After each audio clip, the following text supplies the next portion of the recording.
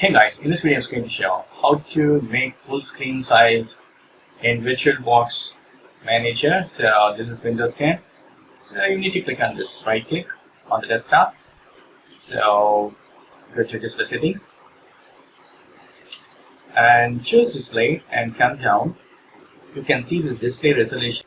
So I'm going to choose this 1280 to 1024 and keep the changes.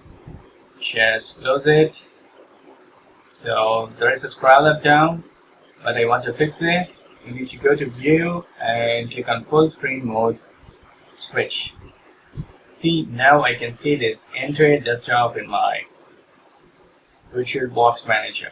This is the way you can set the resolutions on VirtualBox. That's it. Hope this video is very much helpful. Thank you so much for watching. Please put your comments and feedbacks in media forms.